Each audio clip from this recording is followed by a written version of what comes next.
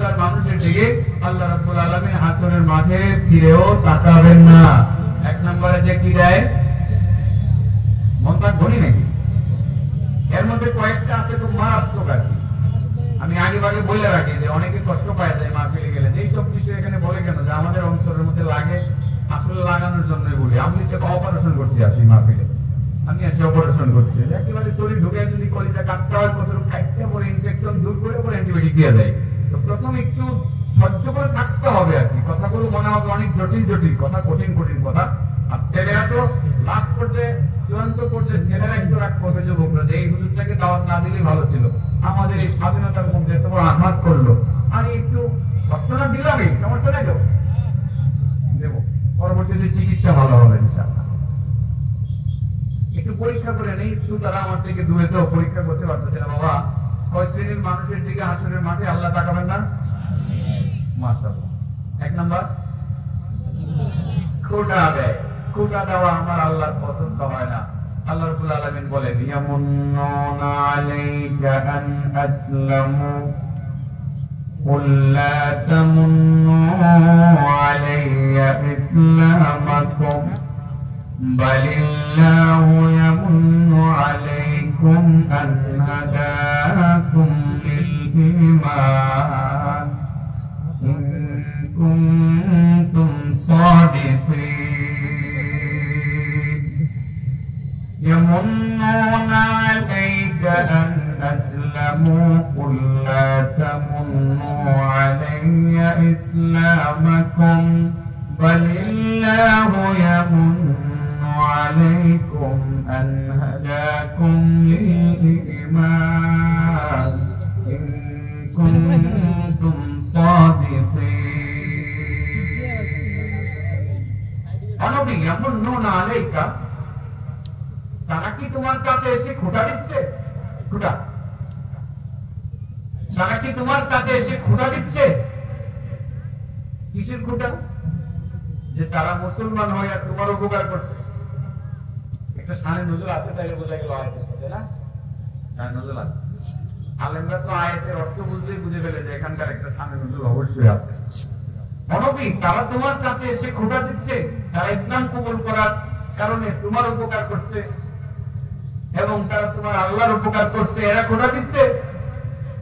ইয়ামুন্নুনা আলাইকা আন আসলামু, তার মানে হলো যে কিছু নতুন মুসলমান, আসলে তো হুজুকে বাঙালি, যেমন হুজুক কিন্তু সারা দেশেই চলে, আমরা তো এমনি বলি হুজুকে বাঙালি। যেদিকে জয় এদিকে মানুষ, বাতাস এদিকে বাউ ধরে, ঠিক আছে না? আমাদের দেশটা এরকমই, সময় দেখবেন এদিকে জোয়ার চলছে তো জোয়ার চলছে তো চলছে। এই হুজুক, হুজুকে দেখতে পাইলো যে কিছু নতুন মুসলমান দেখলো, মুসলমান তো হয়নি তারা তখনও, দেখলো যে এইভাবে মুসলমানদের জয় জয়কার, যখন দলে দলে মুসলমানদের শুরু করলো। এর মধ্যে অধিকাংশ তো ইসলাম কবুল করলো আল্লাহকে খুশি করার জন্য, জান্নাত পাওয়ার জন্য, জাহান্নাম থেকে বাঁচার জন্য। আর কিছু কিছু লোক মুসলমান হলো কেন? যেইভাবে মুসলমানদের যুদ্ধে মুসলমানরা জয়লাভ করতেছে, এইভাবে প্রায় যুদ্ধে যুদ্ধে যাবো, গনিমতের মালের ভাগ নেব, বুঝছেন না? কিছু মুসলমান এই কারণে মুসলমান বলেন, মুসলমান হয়ে আমার নবীর কাছে গিয়ে বলেন, মুহাম্মদ, মুসলমান তো হইলাম, তার মানে তোমার দলে যোগ দিলাম, তোমার খোদার দলে যোগ দিলাম, তোমার তো উপকারী করলাম। ইসলাম কবুল করার মাধ্যমে কার উপকার করছে? আমার নবীর উপকার করছে, আল্লাহর উপকার করছে। এটা কি খোদা হয়েছে না? মুহাম্মদ মুসলমান হয়েছি সাল্লাল্লাহু আলাইহি সাল্লাম বলেন, মুসলমান হয়েছি তোমার উপকার করছি, তোমার খোদার উপকার করছি, তো যেহেতু তোমার উপকার করছি টাকা দাও। মুসলমান হয়েছে টাকা পাওয়ার জন্য। ইদানিং কিছু নও মুসলিম দেখি আমাদের দেশে, যদিও মায়া লাগে এদেরকে টাকা দেয়, কিন্তু মনে হয় কিছু লোকের অভ্যাস এটা যে ইসলাম কবুল করা মানে তাকে হাত পাততে হবে মসজিদে মসজিদে গিয়ে। প্রতি শুক্রবার দিন দু একজন নও মুসলিম পাই, ঘুরে ঘুরে বছরে 2-4-5 বার আসে, অর্থাৎ প্রত্যেকটা মসজিদে এইভাবে যায়। যারা মুসলমান হচ্ছে এদেরকে বুঝাইতে হবে যে ভাই, ইসলাম কবুল করছো তুমি ভিক্ষা করার জন্য না, কারণ ইসলাম তো ভিক্ষা দিকে সাপোর্ট করে না। তো যাই হোক, যে কথাটা বলছিলাম যে তারা খোঁটা দিছে যে মুহাম্মদ মুসলমান হয়ে তোমার উপকার করছি, তুমি আমাদেরকে টাকা দাও। এরা মনে করছে মনে হয় যে বাংলাদেশের আওয়ামী লীগ বিএনপি, বুঝলেন না? দলের যোগ দিলে টাকা পাওয়া যায়। একটা সম্মেলন হলে পরে নেতারা লোক নিয়ে যায় না, 2-400 না দিলে যায় না, 2-400 না দিলে যায় না, 2-400 দিলে পরে পোলাপান নিয়ে যাওয়া যায়, বাচ্চাদেরকে নিয়ে যাওয়া যায়, বাচ্চারা তাই মিছিল করে কতক্ষণ নাচানাচি করে চলে আসে। তারা হয়তো ওইটা মনে করছে, এমনি বললাম আর কি বোঝানোর জন্য। এই লোকগুলো আল্লাহ রাসূলকে যখন বললো মুহাম্মদ টাকা দাও, আল্লাহ রাব্বুল আলামিন কি সেটা দেখেন নাই? হ্যাঁ, শুনেন নাই? সাথে সাথে কোরআনের আয়াত নাযিল করে দিয়েছেন, ইয়ামুন্নুনা আলাইকা আন আসলামু কুল লা তামুন্নু আলাইয়া ইসলামাকুম বালিল্লাহু ইয়ামুন্নু আলাইকুম আন হাদাকুম লিল ঈমান ইন কুনতুম সাদিকিন। অনবী, তারা তোমার কাছে খোটা দিতেছে, তারা মুসলমান হইয়া তোমার উপকার করছে, আল্লাহর উপকার করছে। নবী তাদেরকে বলে দাও, তোমরা ইসলাম কবুল করে আমার কোন উপকার করতে পারো নাই, আমার আল্লাহর কোন উপকার করতে পারো নাই, বরং আল্লাহ তোমাদের প্রতি ইহসান করেছেন, দয়া করেছেন। আল্লাহ যে তোমাদেরকে মুসলমান বানাইছেন, এটাই হলো সবচেয়ে বড় দয়া। ঠিক আছে? এটা আলহামদুলিল্লাহ। আমরা সবাই মুসলমান কি হয়েছি না আল্লাহ বানাইছে। আল্লাহ তো ইচ্ছা করলে হিন্দু লোকের ঘরে জন্ম দিতে পারতো, আপনার নাম নারায়ণ চন্দ্র সাহা হইতে পারতো, আপনার নাম রঞ্জিত বাবু হইতে পারতো, আপনার নাম গোলাপ বাবু হইতে পারতো, আপনার নাম শিরিষ হইতে পারতো। আপনাকে আল্লাহ হিন্দু ভাইয়ের ঘরে, হিন্দু ভদ্রলোকের ঘরে জন্ম না দিয়ে, খ্রিস্টানের ঘরে জন্ম না দিয়ে, ইহুদির ঘরে জন্ম না দিয়ে মুসলমানের ঘরে জন্ম দিয়েছে। জন্ম হওয়ার পরে কানে আযানের ধ্বনি শুনেছেন, আল্লাহু আকবার, আল্লাহু আকবার। এরপরে বাবার কাছ থেকে, মায়ের কাছ থেকে আল্লাহ আল্লাহ আপনি শিখেছেন। তারপরে আপনি লা ইলাহা ইল্লাল্লাহ কালিমা শিখেছেন। তারপরে আপনি সূরা ফাতিহা শিখেছেন। এই যে একটা অবস্থা, আপনি যে মুসলমান হইলেন, নিজে নিজে হইছেন না, আল্লাহ আপনাকে মুসলমান বানাইছে, মুসলমানের ঘরে জন্ম দিয়েছে। আপনি কিন্তু আবেদন করেন নাই যে আল্লাহ আমারে মুসলমানের ঘরে পাঠাও। আবেদন না করার পরেও আল্লাহ আমাকে আপনাকে মুসলমানের ঘরে জন্ম দিয়ে মুসলমান বানাইছে। আল্লাহ যতগুলো দয়া করছে আমাদের প্রতি, সবচেয়ে বড় দয়া আমার মনে হয় এটাই যে আমরা মুসলমান হতে পারছি। মুসলমান হওয়া মানেই হলো জান্নাতীদের তালিকার মধ্যে নামটা প্রাথমিকভাবে উঠাইয়া দেওয়া। এটা অন্যদের ব্যাপারে না, এটা অন্যদের ব্যাপারে। মুসলমান হওয়া মানে হলো জান্নাতীদের তালিকায় নামটা প্রথম উঠিয়ে দেওয়া। তার মানে হলো লা ইলাহা ইল্লাল্লাহ পরে মুসলমান হয়ে কিছু কর্মকাণ্ড ইসলামে করতে পারতেছেন, আপনি জান্নাতি হওয়ার জন্য আপনি মনোনীত হয়েছেন বটে, কিন্তু সেখানে আপনার আমলের উপরে নির্ভর করবে আপনি প্রথম দিনেই জান্নাতে চলে যাবেন, না 5000 বছর পরে যাবেন, না 5 কোটি বছর পরে যাবেন। এই জায়গাতে আমাদের কাজ করতে হবে। এই কাজগুলোর জন্য মূলত আজকে আমার সাবজেক্ট, যাতে আল্লাহর রহমতের দৃষ্টি পাই আর প্রথমে ডাইরেক্ট যাতে জান্নাতে চলে যেতে পারি, আমাদের যাতে আর কোনো বিড়ম্বনার শিকার হতে না হয়। যে কথাটা বলছিলাম যে আল্লাহ আমাদেরকে দয়া করছেন, সবচেয়ে বড় দয়া যে আমরা মুসলমান হয়েছি। আল্লাহ রাব্বুল আলামিন নবীকে বললেন, নবী আমি খোটা দেওয়া পছন্দ করি না। ওই লোকগুলো খোটা দিতেছে যে তারা মুসলমান হয়ে তোমার উপকার করছে, এদেরকে বলে দিও যে তোমরা খোটা দিও না, তোমরা খোটা দিও না, তোমরা কিসে আমার উপকার করছো, বরং আল্লাহ তো তোমাদেরকে মুসলমান বানাইয়া সবচেয়ে বড় উপকারটা করছে। কয় প্রকার মানুষের দিকে হাসরের মাঠে আল্লাহ তাকাবেন না? 1 নাম্বার। 2 নাম্বার বলে ফেলবো, এটা তো কিছু কিছু আছেও সকলের সামাজিক ব্যক্তি। আমি চিন্তা ভাবনা করে বাস করি, জানি সমাজে যে সমস্যাগুলো প্রচলিত এগুলো সিন করে করি বাইর করিয়ে। 2 নাম্বার, যে মিথ্যা কথা বলে পণ্য বিক্রি করে। কি কথা বলে? মিথ্যা কথা বলে পণ্য বিক্রি করে। ভাই আল্লাহর কসম, ভাই আল্লাহর কসম, বিশ্বাস করো এটা পুকুরের মাছটা না, আমি এই মাত্র নদীর থেকে ধরে এখানে নিয়েছি।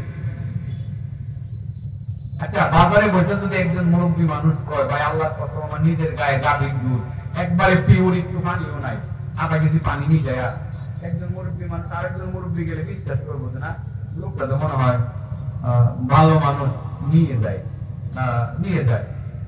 আবার কত কত দোকানদারের কাছে কিছু কিনতে যাবেন যে ভাই আল্লাহর কসম এটা আমার 200 টাকা কিনাই পড়ছে।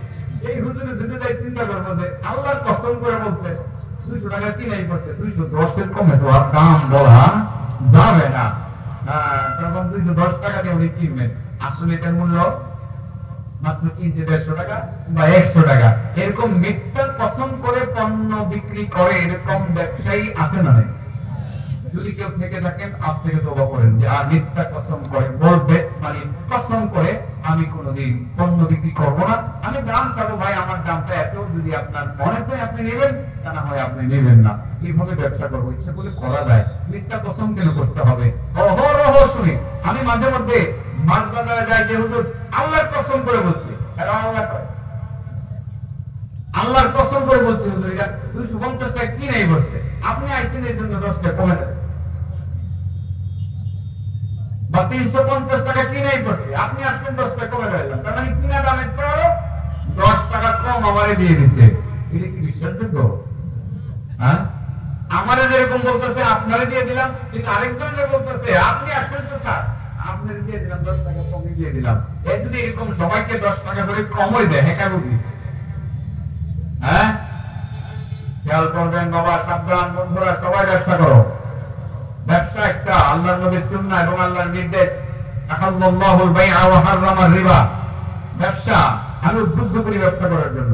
আমি আমার আলেম বন্ধুদেরকেও বলি যে তোমরা ব্যবসায় জড়িত হও, ব্যবসায় জড়িত হও। আর ওয়াজটাকে বাণিজ্য আকারে না নিয়ে ওয়াজটাকে ধর্ম প্রচারের কাজে ব্যবহার করো। এটা আমি বলি, এটাকে সবসময় বলি, যেটা হবে ধর্ম প্রচারের কাজ।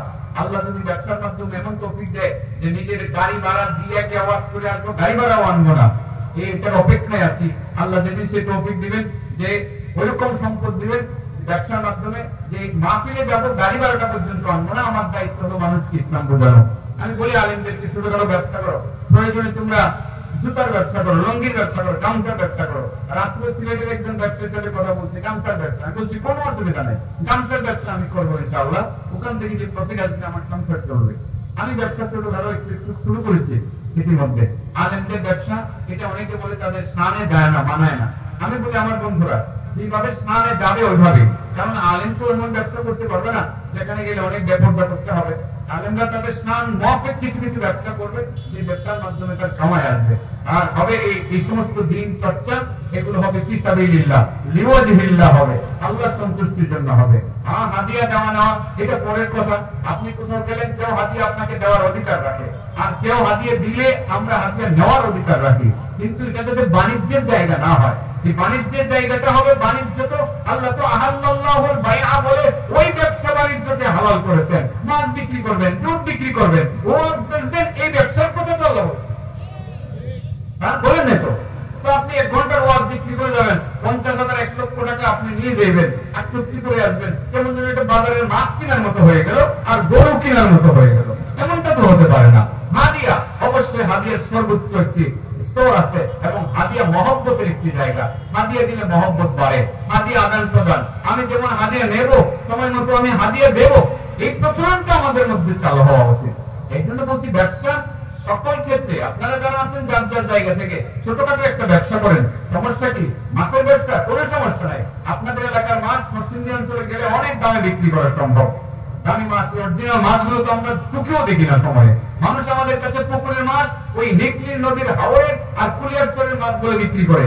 খাওয়ার পরে দেখি যে না, এটার মধ্যে ফিডের গন্ধ লাগে, তখন বুঝি যে মাছটা হলো নকল মাছ। সাবধান, এই কাজ করবেন না বাবা, মানুষকে ভুক্কা দিবেন না। এই ভাই আল্লাহর কসম, আল্লাহর কসম ভাই, এটা আমি মাত্র ধরে নিয়ে আসছি আমার ওই যে নদী থেকে। আসলে পুকুরের মাছটা দিব্যি ঠিক খাওয়াই আকারে ফোড়ায় রাখছেন, কি সুন্দর মাছ। 250 টাকার মাছটা আপনি 700 টাকা বিক্রি করলেন, কারণ দেশি মাছটাকে একটু বেশি দাম দিয়ে নিবে মানুষ, খাইতেও সুস্বাদু এবং সেটা স্বাস্থ্যকর, বেশি দাম দিয়ে নিবে। এই যে আপনি টাকাটা, অতিরিক্ত টাকাটা কামাই করলেন, সেটা আপনার জন্য হারাম হয়ে গেল। আর মনে রাখবেন, হাসরের ময়দানে আল্লাহ তাআলা আপনার দিকে ফিরেও তাকাবেন। বুঝতে পারছি কথাটা? কঠিন হয়ে যেতেছে চাচা। হ্যাঁ, নিউজ করছি এবার এই স্টাইলে কথা, এই স্টাইল বুঝেননি, খালি এই ধরনের সমস্যাগুলো তুলে দেবো, সুবিধা একটু কম।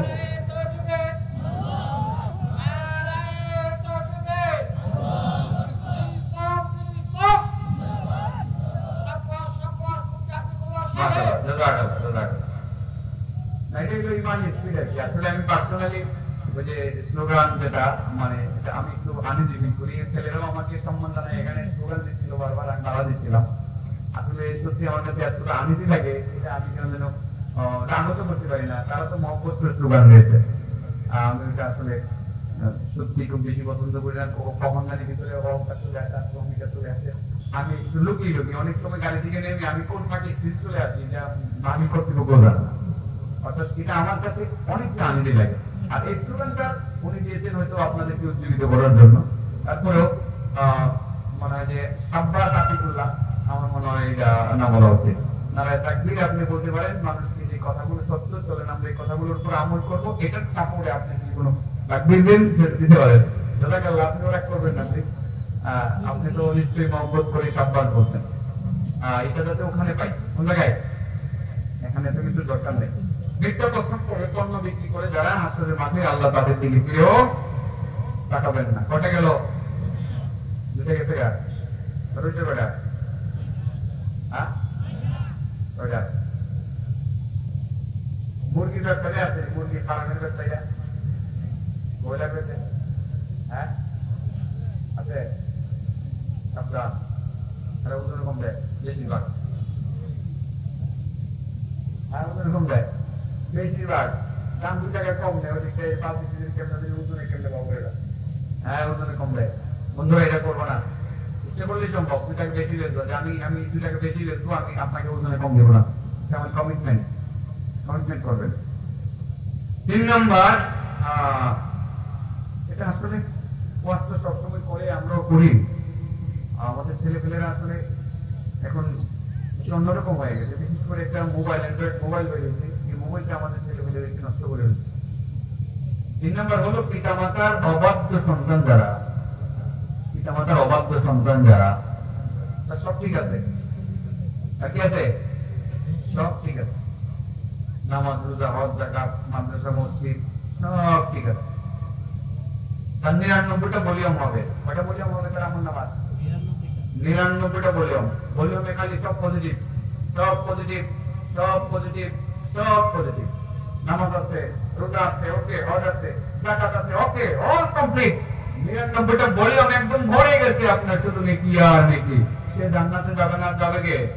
99টা ভলিউমের 99 নম্বর ভলিউমের নিচে ছোট্ট করে একটা নোট দেওয়া আছে, কোটেশন দেওয়া আছে, তবে সে তার পিতা মাতার অবাধ্য ছিল। পিতা মাতা কি ছিল? তারা এই 99টা ভলিউমের লাস্টে একটা কথা লেখা, জীবনের সমস্ত অর্জন, নামাজ রোজা হজ যাকাত দান খায়রাত আরো যা যা করছেন সব বরবাদ, আল্লাহর পক্ষ থেকে চূড়ান্ত ফায়সালা, দুজনে নিয়ে যাও, তারা যাতে কেউ আটকাতে না পারে। বুঝাতে পারছি কথাটা? আমি এর দিকে চাইতাম না, কারণ মা বাসে তার মা বাবার অবাধ্য সন্তান, আমি তার দিকে তাকাবো না। সে মায়ের সাথে বেয়াদবি করেছে, তার বাবার সাথে বেয়াদবি করেছে, আমি পিতা মাতার অবাধ্য সন্তানের দিকে ফিরেও তাকাবো না, আমি তার দিকে রহমতের দৃষ্টিতে তাকাবো না, তার সাথে আমি কোন কথা বলতে রাজি না। ফেরেশতা যাও, তাকে দুজকের দিকে নিয়ে যাও, ডাইরেক্ট দুজকে নিয়ে আসে। বিষয়টা ক্লিয়ার? বন্ধুরা রাগ করবে না, মোবাইল তোমাদেরকে অনেকটা নষ্ট করেছে। মোবাইল জনিত কারণে অনেকে পিতা মাতার কথা বাইরে চলে। এটা আবার কেমন? ওই যে মোবাইল নিয়ে ব্যস্ত, বাবা ডাকে খবর নাই, ঘরে ডাকলেও খবর নাই, দরজা বন্ধ করে মোবাইল টিপতে আছে। রাত 2টা বাজে, 1:30 বাজে, আপনারা দেখেন না, আমি দেখি 1:30 বাজে, এই দিক থেকে আমি গেছি পরশু দিন 1:30 বাজে গেছি, এই রোডে বহুত যুবক পাওয়া গেছে, আমি দেখছি একা একা নিরিবিলি বসে বসে এই মোবাইলের মধ্যে কি দেখতে আছে আর টিপতে আছে। মা বাবা তাদেরকে বললেও তারা সেটা মানে না। সে কি ফজরের নামাজ আদায় করবে? সে করবে না। এই মোবাইলের মাধ্যমে পরিচিত হইল এক সুন্দরী রমণীর সাথে, এই মোবাইল সুন্দরী রমণীর সাথে পরিচিত হইল। মা বাবা শেষ পর্যন্ত এদিক দিয়ে দেখে সেদিক দিয়ে দেখে না, পছন্দ না, পছন্দ হলে ফেসবুকের মাধ্যমে যার সাথে ফ্রেন্ডশিপ হয়েছে, তার সাথে বন্ধুত্ব হয়েছে, খুঁজে বের করে গেল, সেখানে এসে বিয়ে শাদী করবে। বিয়ে করলো, মোবাইলের মাধ্যমে বিয়েটা করলো, মা বাবা রাজি থাকলো না, তারপরে সে কোর্ট ম্যারেজ করলো, শেষ পর্যন্ত বাড়িতে বউটা নিয়ে আসলো। অবন্ধু, তোমার মায়ের বিরুদ্ধে গিয়া, তোমার বাবার বিরুদ্ধে গিয়ে সুন্দরী একটা মায়া, তুমি সুন্দর দিকে একটা পছন্দ করলা, একেবারে পোশাক আশাকে অনেক সুন্দর, গেঞ্জি পরে, টি শার্ট পরে, সুন্দর চুজ পায়জামা পরে এবং ভ্যানিটি ব্যাগ লইয়া মার্কেটিং করে, সারাদিন শুধু টোটো করে মার্কেটে এখানে সেখানে ঘোরাফেরা করে, তোমাকেও ঘোরায়। তুমি কয়দিন তাকে পালবা? এক সপ্তাহ পর্যন্ত হয়তো বা এটা আপনার স্থায়ী হবে, 1 সপ্তাহ পরে এই ধরনের বিয়ে আর টিকে না।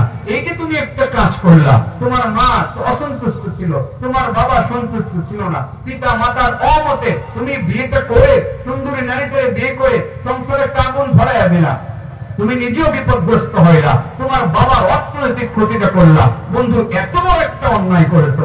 এই অন্যায়টার কারণে তোমার মা তোমার প্রতি অসন্তুষ্ট থাকতেই পারে, তোমার বাবা তোমার প্রতি অসন্তুষ্ট থাকতেই পারে। এই অবস্থায় যদি মৃত্যু হয়, তুমি আরো অনেক ভালো কাজ করেছো, অনেক অনেক নেকির কাজ করেছো।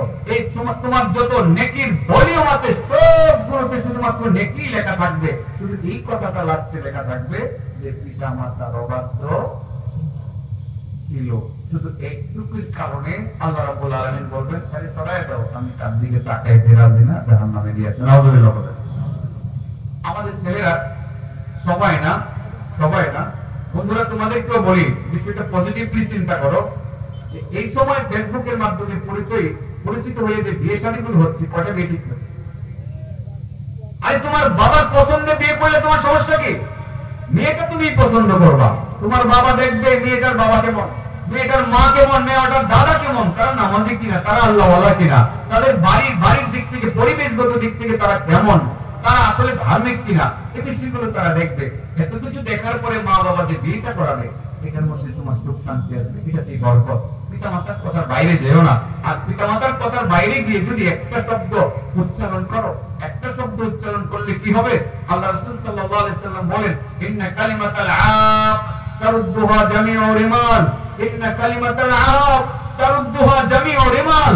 যদি মানুষ দেখতো, মানুষ যদি বুঝতো, যে সমস্ত ছেলেরা পিতা মাতার কথা শুনে না, যে সমস্ত মেয়েরা মা বাবার কথা শুনে না, তারা যদি দেখতো আর তারা শুনতে পাইতো, পৃথিবীর প্রত্যেকটা ধুলাকণা পর্যন্ত তার জন্য বদদুয়া করে আর তার জন্য তার প্রতিবাদ করে আল্লাহর কাছে গজবের আশা করে যে আল্লাহ গজব নাযিল করে তার উপরে। যদি মানুষ ছেলে মেয়েরা জানতো, তাহলে কোনদিন পিতা মাতার অবাধ্য হইতো না। আল্লাহ রাসূল সাল্লাল্লাহু আলাইহি সাল্লামের পৃথিবীতে কতগুলো ধুলাবালু আছে বাবা? হ্যাঁ, আপনার এই মাঠের মধ্যে কতগুলি ধুলা আছে? ধরেন 1 ফুট করে মাটি কাটবেন, মাটিগুলো শুকিয়ে ফেলবেন, শুকানোর পরে যে ধুলা হবে কতগুলো হবে? হ্যাঁ, বলতে পারবো না মুরব্বি। হ্যাঁ, বাংলাদেশের সমস্ত হিসাব বিজ্ঞানীরা চিন্তা করলে বলতে পারবে? পারবে না।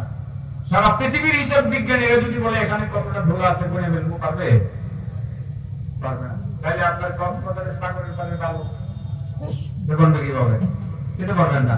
ওইটা পারবেন না। সাহারা মরুভূমিতে যে বালু আছে, হাজার হাজার হাজার হাজার হাজার হাজার কিলোমিটার শুধু বালু আর বালু, বালু আর বালু, বলতে পারবেন না। যখন আল্লাহর কোন বান্দা পিতা মাতার অবাধ্যতা করে, একটি শব্দ উচ্চারণ করে, মায়ের বিরোধিতা করে, বাবার বিরোধিতা করে, সারা পৃথিবীর সমস্ত ধুলা বালু এটি টাইম একবারে তার প্রতিবাদ করে আর বলতে থাকে, আল্লাহর বান্দা বলিস না, মায়ের অবাধ্য হইস না, বাবার অবাধ্য হইস না, তোর উপরে আল্লাহর গজব না। এটা বুঝলে আসলে ছেলে মেয়েরা উঠতো না। আজকে একটু বললাম, তোমাদের হাতে পায়ে ধরে বলি, তোমার সুখ শান্তি তোমার মা বাবার সন্তুষ্টির উপরে নির্ভর করে। মা বাবা যদি সন্তুষ্ট থাকে, তুমি সুখী হইবা, এতে কোনো সন্দেহ নাই, এতে কোনো সন্দেহ নাই। আল্লাহ রাব্বুল আলামিনের নির্দেশ, নবী করিম সাল্লাল্লাহু আলাইহি ওয়াসাল্লামের নির্দেশ পিতা মাতার সাথে সদ্ব্যবহার করার জন্য। আর হেল্পফুল ফজল সংগঠন, আসলে সংগঠনের ছেলেরা বড় অ্যাক্টিভ। আমি এদেরকে বলবো যে এই আমলটা তোমরা আজ থেকে শুরু করো। যে কয়জন সদস্য আছো বন্ধুরা, তোমরা আজ থেকে মা বাবার সাথে ভালো আচরণ করতে শুরু করবা, মিষ্টি মিষ্টি আচরণ করবা, কোনো দুর্ব্যবহার করবা না। আজ থেকে যদি কারো মায়ের সাথে বাবার সাথে কোনো দুঃসম্পর্ক থেকেও থাকে, ওই মা আর বাবাকে গিয়ে বলবা, বাবা মা সরি, মাফি করাই, দিনের কথাবার্তাগুলো মানুষকে শোনাই, এসব কথা নিজেও শুনি। আমি মনে হয় একটা ভুল করে ফেলেছি, সরি মা। একবার সরি বললে মা সন্তানের দুঃখ 1 সেকেন্ডের জন্য আর মনে করবে না। একবার সরি বললে বাবা সন্তানের দুঃখ কষ্ট 1 সেকেন্ডের জন্য মনে রাখবে না। আমার মনে হয় এই সুযোগটা যদি হিলফুল ফজলের ছেলেরা নিয়ে নেয়, তাদের বন্ধু বান্ধবরা একে অপরকে যদি নসিহত করে, আমাদের প্রত্যেকটা ঘরে ঘরে শান্তি নাজিল হবে ইনশাআল্লাহ। এদেরকে মহব্বত করে বলে গেলাম, পিতা মাতাকে খুশি করা। আল্লাহু আকবার, আল্লাহু আকবার। পিতা মাতা খুশি তো আল্লাহ খুশি, পিতা মাতা খুশি তো আল্লাহ খুশি। কষ্ট দেওয়া যাবে না, মোটেও কোনো কষ্ট দেওয়া যাবে না। আল্লাহ বলেন, ওয়া কাদা রাব্বুকা আল্লা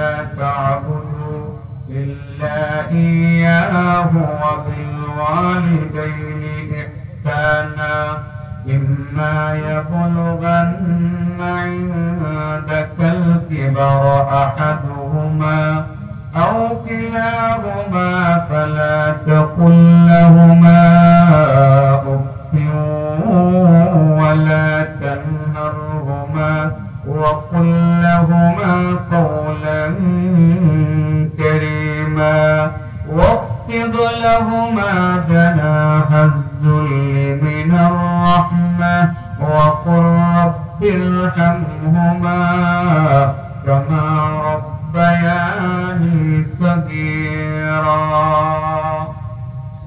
আল্লাহ বলেন নবী তোমার রব সিদ্ধান্ত নিয়েছেন নির্দেশনা জারি করেছেন একমাত্র আল্লাহর ইবাদত করতে হবে আর কারো ইবাদত করা যাবে না। 2 নম্বর মা বাবার সাথে ভালো ব্যবহার করতে হবে। তাদের দুইজনের একজন যদি বার্ধক্যে উপনীত হয়ে যায় অথবা দুজনেই যদি বার্ধক্যে উপনীত হয়ে যায় তুমি সেবা করবে। সেবা করতে গিয়ে বিরক্তির সুরে উফ শব্দটি পর্যন্ত উচ্চারণ করতে পারবে না। মা বাবাকে তো উফ বলতে দেওয়া যাবেই না, নিজেও কাজ মায়ের বাবার সেবা করতে করতে বিরক্ত হয়ে গেল উফ শব্দটা পর্যন্ত মায়ের সামনে বাবার সামনে উচ্চারণ করবে না। এই কথা বুঝাইতে চাইবা না যে তুমি তোমার মায়ের সেবা করতে করতে বাবার সেবা করতে করতে কাহিল হয়ে যেত। আল্লাহ এটাও নিষেধ করছে তোর মার সেবা করতে করতে তুই কাহিল হয়ে যাবে, উফটা পর্যন্ত বলতে পারবে না। তোর বাবার সেবা করতে করতে তুই কাহিল হয়ে যাবে, তুই উফ শব্দটা পর্যন্ত বলতে পারবে না। দেখেন কত গুরুত্বপূর্ণ নির্দেশ। আমি নকল করছি কথাটা, গত পরশুদিন মাহফিলে তারা লেগেছিলাম, একজন আলেমের কথা আমার অন্তরে রেখাপাত করছে। বন্ধুরা খেয়াল করে, সে আলেম আমাকে বসে বলতেছে যে ভাই আমার তো মেয়ে আছে, ছেলে আছে, তো আপনার ছেলে মেয়ের আপনারা কি দেখেন? আমি বললাম যে মাঝে মাঝে আমি ছেলে, আপনি কি দেখেন? ছেলেকে বাবা বলে ডাকি, মেয়েদেরকে মা বলে ডাকি। আমার ভিতরে বিষয়টা ওইরকম ভাবে আসলে তিনি যেভাবে বলতে চাইছেন ওইভাবে বুঝতেছিলাম। তো ভাই আসলে অপরাধ না এভাবে ডাকা যায়, কিন্তু আমার যেন কেন মনে চায় যে আমার মা জীবিত আছে, আমার মা থাকতে আমার মেয়েকে আমি কোনোদিন মা বলে রাখবো না। কেন? মা যদি করতে পারে তো কি করেন আপনি? ছেলে মেয়ে সব বেরিয়ে এভাবে ডাকি, বাবা এদিকে আছে, বাবা এদিকে আছে, বাবা নাই, বাবা যেহেতু নাই, বাবা শুনবে না। কথাটা আমার কাছে খুব রেখাপাত করছে, এত ভালো লাগছে। অন্তর থেকে তার মার প্রতি শ্রদ্ধার ভালোবাসাটা সে প্রদর্শন করছে। মনে রাখবেন যে মা অবশ্যই হবে, এমন কিছু করা যাবে না। ইভেন শাশুড়ি আম্মা, নিজের মা যদি শাশুড়ি আম্মাকে মা ডাকলে নিজের মা যদি অসন্তুষ্ট হয়, শাশুড়িকেও মা বলা যাবে না। বুঝতে পারছি কথাটা? নিজের মা যদি শাশুড়ি মাকে আম্মা ডাকতে রাজি না থাকে বা অসন্তুষ্ট হয়, শাশুড়ি মাকেও মা বলা যাবে না। বিষয়টা মাথায় রাখতে হবে। আল্লাহ বলেন পিতামাতার সেবা করো, সেবা করতে গিয়ে বিরক্তির সুরে উফ শব্দটি পর্যন্ত উচ্চারণ করবে না। সাবধান, তাদেরকে কোনো ধমক দিবে না, মিষ্টি আচরণ করবা, কওলান কারীমা, ভদ্রচিত আচরণ করবা, সাবলীল ভাষায় কথা বলবা। আর আমাদের ছেলেরা মায়ের ফোন দিলে একসি রাখো, নো, অন্যায় করেছো। তুমি যখন ডার্লিং এর সাথে কথা বলো, সরি, খারাপ ভাষা হয়ে গেছে, তখন কিভাবে বলো? শুনিতে বলো। তুমি যখন বন্ধুর সাথে কথা বলো কেমন বলো? সারা দুনিয়ার মানুষের সাথে যতটা ভালো আচরণ করো, তুমি এর চেয়ে বেশি ভালো আচরণ তোমার মায়ের সাথে বাবার সাথে করবা। এটা আল্লাহ নেই। কুল্লাহুমা কাওলান কারীমা। মাকে বলতে হবে মা আমি যাচ্ছি, আমি যাবো, অনুমতি দিলে যাবো। মা কি খাইছো? ঘরে গিয়া, আরে ঘরে গিয়ে প্রথম ডাক্তারই তো দিতে হবে মাকে। সন্তান আছে তারপর দিতে হবে মাকে।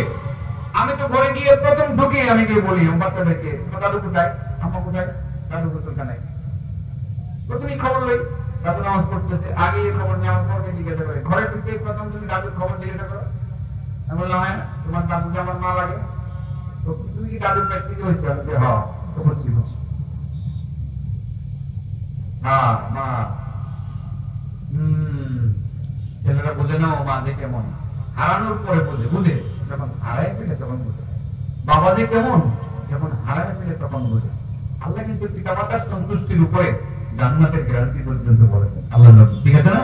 রাসূল সাল্লাল্লাহু আলাইহি ওয়াসাল্লাম বলেন পিতামাতার সন্তুষ্টির উপরে সন্তানের জান্নাত। আমি আমার গল্পটা মনে বলছিলাম, আসলে এই চিত্রগুলো আমাকে ভাবায়। আমি তো অসুস্থ ছিলাম, আপনারা অনেকেই জানেন, খুব বেশি অসুস্থ যখন ছিলাম, তাই মৃত্যু সজ্জায় ওরা আমার দেখতে গেছে হসপিটালে, দীর্ঘদিন হসপিটালে বেডে। এতদিন রোগীর সাথে কয়জনে থাকতে পারে? ভাইরা আছে, ওরা আসা যাওয়া করে। আমি তো কিছু বলতে পারি না, খুব একটা 15-20 দিন, 21-22 দিন হয়ে গেল, মা বাসায় যায় না, হসপিটালে। মা একটু বাসায় গিয়ে রেস্ট করে আসলে জানো না,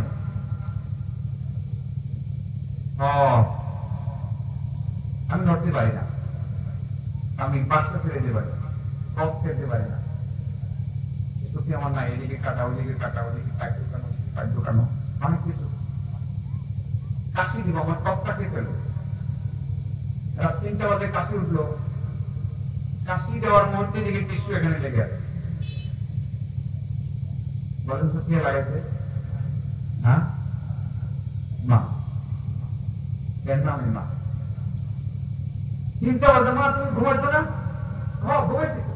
আমি কাশি দেওয়া মাত্র শুনলা খাওয়া, মানে ঘুমাইছি দেখি সারাক্ষণ শুধু সন্তানের দিকে খেয়াল রাখি। আরে আমি তো বয়স হয়ে গেছে আমার, আমি 50 কাজ করেছি, আমি তো এখন বাচ্চা না, কিন্তু আমার মায়ের কাছে তো আমি সেই শিশুকালের বাচ্চা।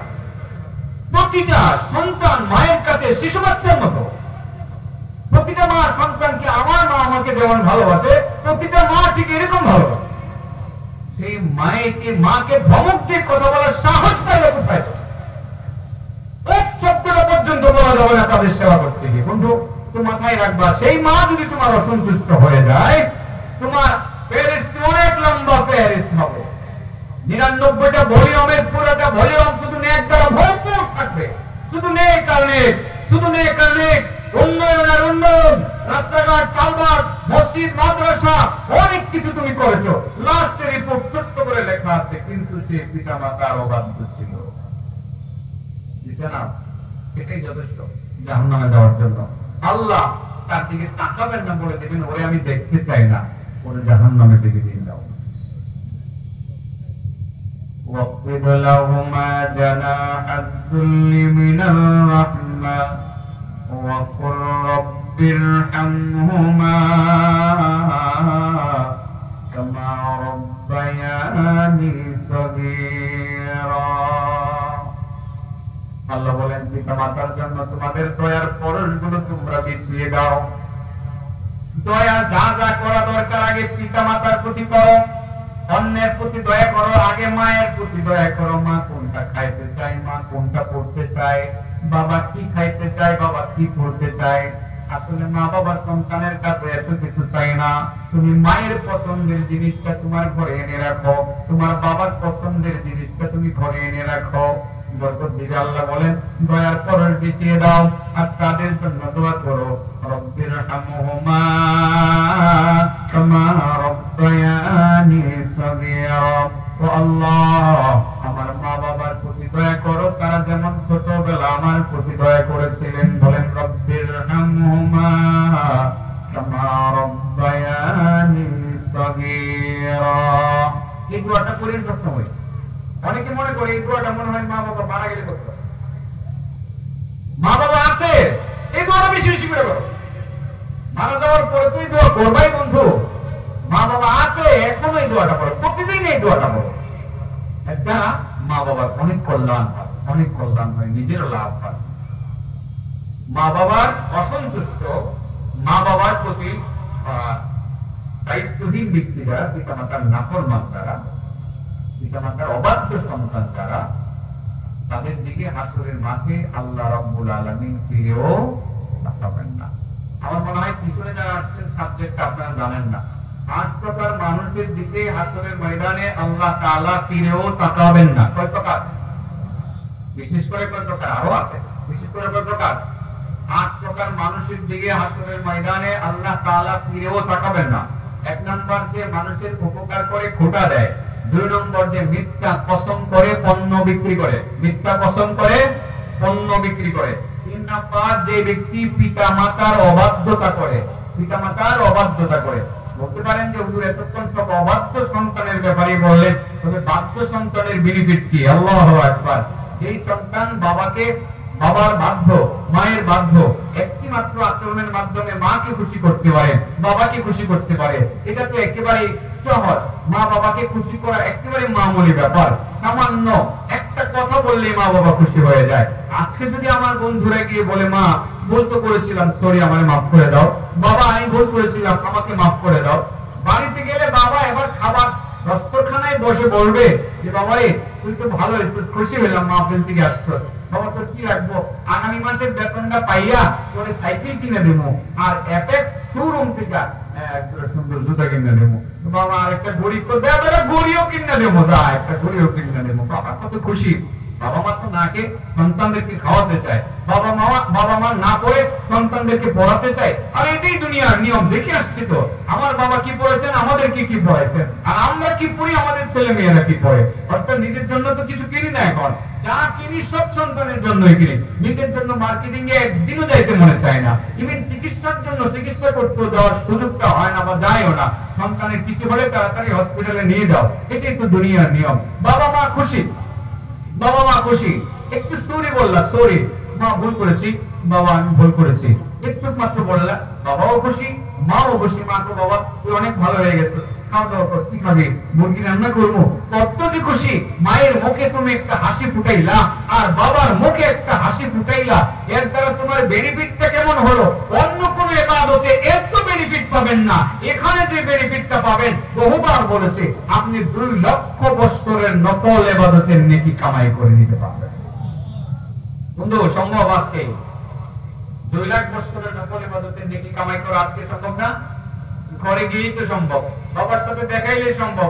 মনেই তো আছে কোন কাজে বাবা অসন্তুষ্ট, আব্বু আমি এটা করবো না, তোমার কথা মেনে নিলাম, মা আমি তুমি যেভাবে বলছো ওইভাবেই আমি যাব, মেনে নিলাম।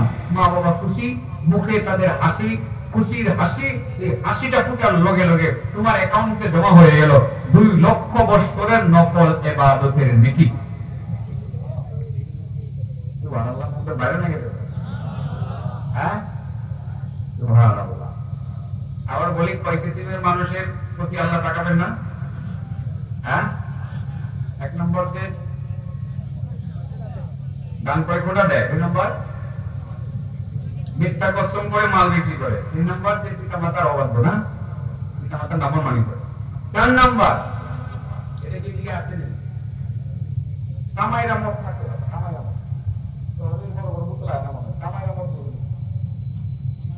সামাইরা মত আমি কই কি যে পান তাবার পান করে একটা মত বানায় না, জান বাংলা মত আমি সামাইরা মত। কারণ আমরা এলাকাতে কিছু সামার আছে পরিচিত, তারা দেখতে পান তাবার মানে বুঝে একটা হসায়া মত বানায় দেখো, মত তো কার দিকে তাকাবেন না? আল্লাহ মত খুনের দিকে তাকাবেন না। কিসের দিকে? মত খুনের দিকে, হাসরের ময়দানের দিকে তাকাবেন না। সব ঠিক আছে, নামাজও পড়ে মত, কিন্তু দৈনিক 4 বার মত না খাইলে ভালো লাগে না। তার এটা যেহেতু ধরে ফেলছি, দর্শি এটার উপরেই তার মরণ হয়েছে, সব ঠিক আছে, তার সব ঠিক, লাস্টে রেজাল্টে লেখা থাকবে সে মত খাইতো, আল্লাহ বলবেন তারে আমি দেখতে চাই না, জাহান্নামে নিয়ে যাও। নাউজুবিল্লাহ বলেন, বুঝতেছেন? আপনাদের এলাকায় হয়তো সেটা নাই, তবে নেশাদ্রব্য কিছু থাকতে পারে।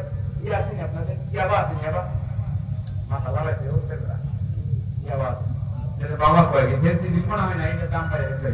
তারপরে আপনার এই যে হিরোইন আছে, হিরোইন এগুলো না থাকলে দামটা কিন্তু সিদ্ধি যে ব্যাপার না। আমাদের দেশের মানুষ অনেকেই বলে সিদ্ধি না খাইলে বুদ্ধি হয় না। মাথারে বাজারে উরুস টুরুস দিয়ে মূলত টানাটানি করে, আল্লাহ এদের দিকে ফিরেও তাকাবেন না। বন্ধুদেরকে বলি, নিজের পায়ে নিজে কুড়াল মারবা না, হাতে পায়ে ধরে বলি, আজকে নেশা ধরবা, সহজে ছাড়তে পারবা না। আর যে ভয় ফেলেছো, তুমি আজকে কঠিন যুদ্ধ করে তুমি নেশাটা ছেড়ে দাও। যদি না ছাড়ো, তোমার পরকাল পুরোটাই বরবাদ হয়ে গেল, তোমার জীবনটাও তো বরবাদ হয়ে গেল। তুমি এখনো যদি নেশাগ্রস্ত হও বন্ধু, তাহলে আগামী দিনে এই দুনিয়ার সুখটা তুমি পাবা না। কারণ সুন্দরী মেয়ে তুমি বিয়ে করতে পারবা না, আর সেই মেয়েটা বিয়ে করলেও তোমার সংসারে থাকবে না, 1 সপ্তাহ থাকবে না। তুমি মদ খাই, তুমি নেশা করবা, এই নেশাখোরের ঘরে তুমি কখন কি বলবা, কখন কি করবা, সেটা সে মেনে নিতে পারবে না। তোমার সংসারটাও টিকবে না। এই দুনিয়াতেও তুমি সুখী হইতে পারলা না, পরকালেও তুমি সুখী হইতে পারলা না। আর পাবলিক দেখে দেখে বলবে হিরেন করে, আই গাঞ্জা করে, এর কোনো দাম আছে নাকি? সমাজেও কোনো মূল্য নাই, পরিবারে কোনো মূল্য নাই, আল্লাহ আল্লাহর কাছে মূল্য নাই, তোমাকে যেতে হবে জাহান্নামে। এই নেশাটা ছেড়ে দেওয়া না, যারা ধরেছ দয়া করে ছেড়ে দাও বন্ধুরা। মুরব্বী শ্রেণীর মানুষ আশা করি গ্রাম অঞ্চলে মদখোর নাই, তবে শহরে মুরব্বী শ্রেণীর মানুষ মদখোর আছে। বড় বড় নেতা হারার মদ না খেলে মিটিং জমে না, 10,000 20,000 টাকা দামের একটা বোতল এনে মুখ খায়, এরকম আজকে ক্লাবের মধ্যে বসে বসে মদ খায় আছে। আল্লাহ হেদায়েত দেখ, সবাইকে আল্লাহ হেদায়েত দেখ। আর ওই যে বললাম যে গাঁজাটা এটা গ্রামে আসলে ঠিকই আছে, এই গাঁজাটা যাতে না চলে আপনারা মুরব্বীরা উদ্যোগ নেবেন যে ছেলেরা কোথায় যাচ্ছে, কি করতেছে, তারা গাঁজা সেবন করতেছে কিনা। এটা মারাত্মক একটা অবস্থার দিকে নিয়ে নেই, স্বাস্থ্যহানি হয়, চেহারার মধ্যে বিকৃতি ঘটে, দাঁতের প্রবলেম হয়, একদম বৃষ্টি হয়ে যায়, চেহারার মধ্যে বিকৃতি ঘটে, ছেলেটাকে মানুষের মতো মনে হয় না, মনে হয় যে একটা হাইওয়ানের মতো হয়ে গেছে। এই দিকে একটু খেয়াল রাখবেন। যারা মদ পান করে নেশা করে হাসরের ময়দানে আল্লাহ তাবারাক ওয়া তাআলা তাদের দিকে ফিরেও তাকাবেন না। বলে গেল ওরা বলে গেছে হ্যাঁ, আর রয়েছে কটা 1 ঘন্টার উপরে গেছে, সাইডটা শেষ করতেছি না চাচা। উপরে প্রকার মানুষের দিকে আল্লাহ তাকাবেন না।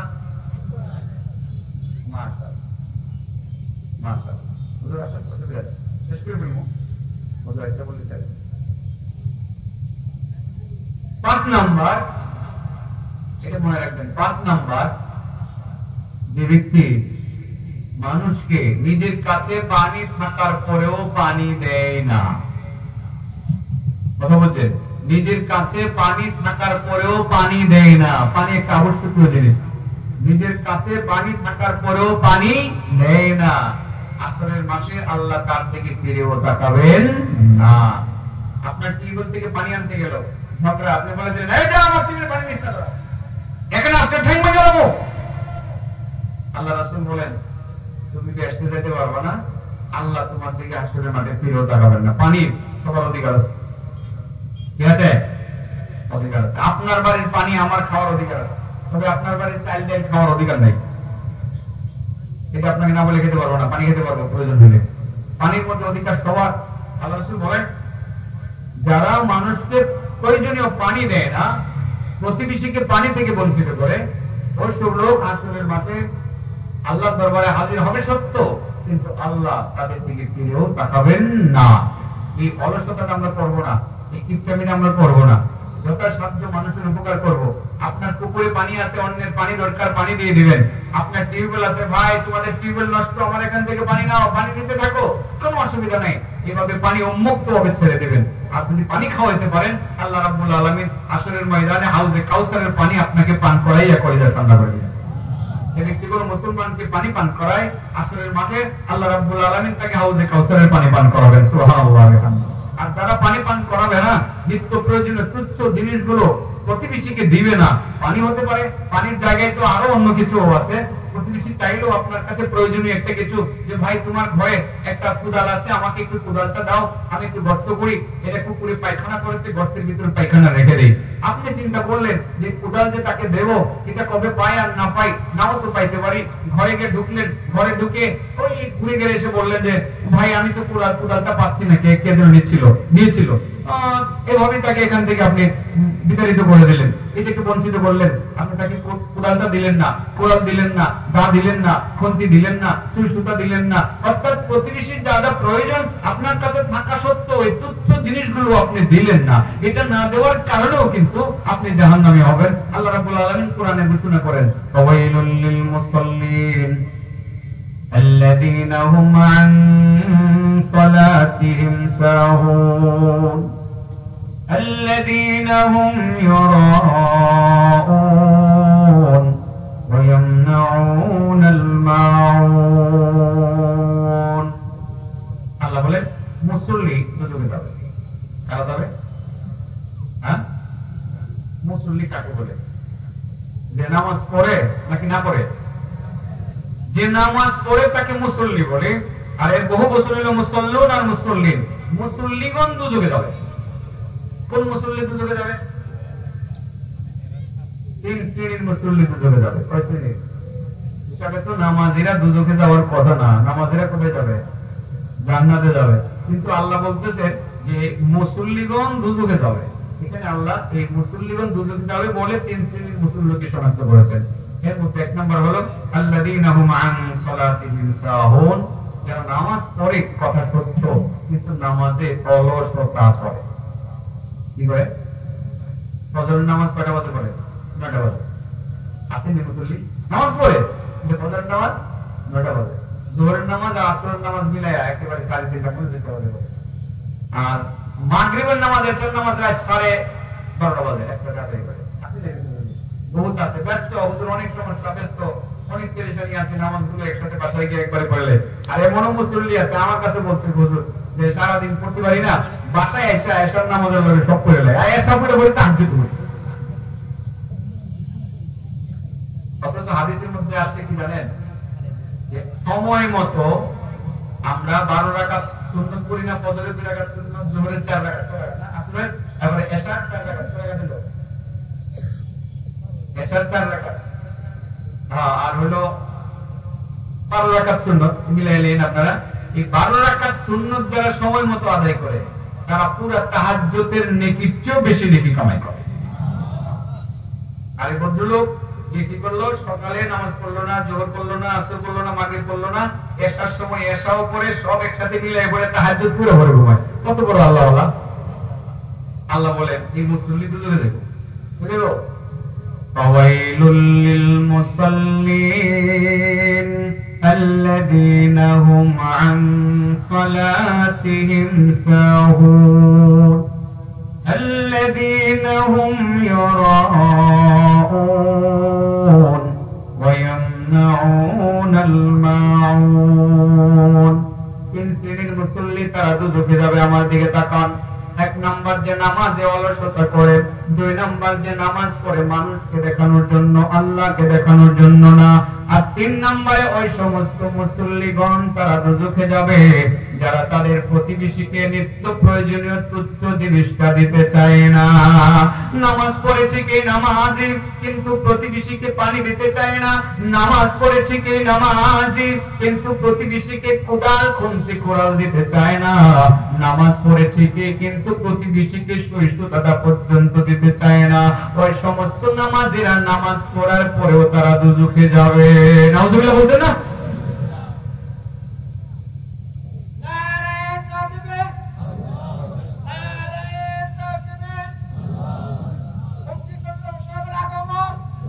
শুভেচ্ছা স্বাগত। মানে আওয়াজ বেরো না গেলে আমরা মুরব্বী আইছে তো। নারায়ে তাকবীর, নারায়ে তাকবীর, নারায়ে তাকবীর। বড়দিনের আগমন, শুভেচ্ছা স্বাগতম।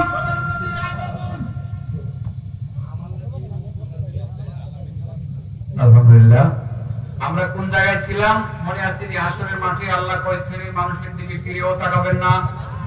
1 নম্বর যে উপকার করে খোটা দেয়, 2 নম্বর যে মিথ্যা বলে অন্ন বিক্রি করে, 3 নম্বর যে পিতামাতা নাফরমানি করে, 4 নম্বর যে মদ্যপান করে, 5 নম্বর যে পানি থাকার পরেও অন্যকে পানি দেয় না।